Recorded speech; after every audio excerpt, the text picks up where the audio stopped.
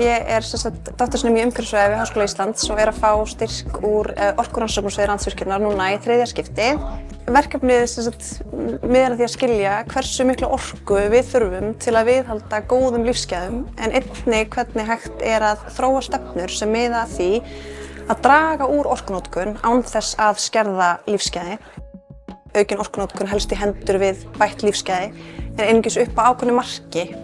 Og við erum búin að reikna út neysludrifið orkufótspor Íslendinga sem sýndi að meðal orkunotkun á einstaklinga á ári í kringum 146 gigajúl sem töluvert umfram það sem hefur oft verið talið vera nóg. Verkefnið mitt gengur út á að hanna vefkerfi sem ber saman veðurspár við mælingar og gefa þar með fólki kost á að skoða hvaða veðurspá og hvaða veðurlíkan að standa sig best í það og það skiptið. Og þessi styrkur gerir okkur kleift að leysa þetta verkefni á, myndi ég segja, næsta hálfa árinu sem hefði kannski tekið þá 1 eða 2 ár án styrksins.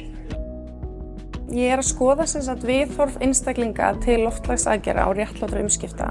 Styrkurinn bara í rauninni gefur mér fjármagn til að halda áfram með verkefnið og þetta ég með gögn frá Íslandi og svo fyrir að gera þennan evrópska samanburð þannig að það gefur í rauninni mjög mikilvægan vinkil inn í umræðuna að geta gert þennan samanburð ekki bara á Íslandi heldur einmitt við þessi önnur Evrópulönd.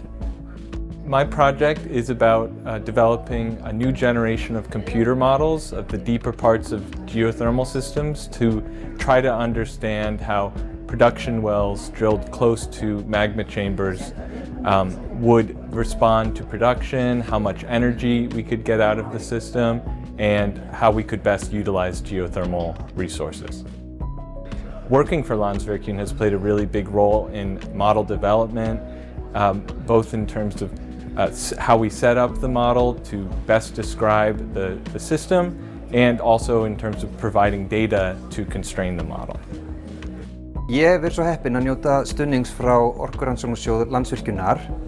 og í fyrra fekk ég stuðning í verkefni sem gengur út á að rannsaka örplasmengun á Íslandi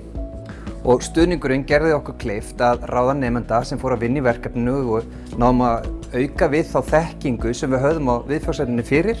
náðum svo að fara áfram í stærri styrkumsóknir og 1 milljón króna styrkur frá Landsvirkjun skilaði að lokum 75 milljón króna stóru alþjóðlegu rannsóknarverkefni sem við erum afskaplega þakklát fyrir.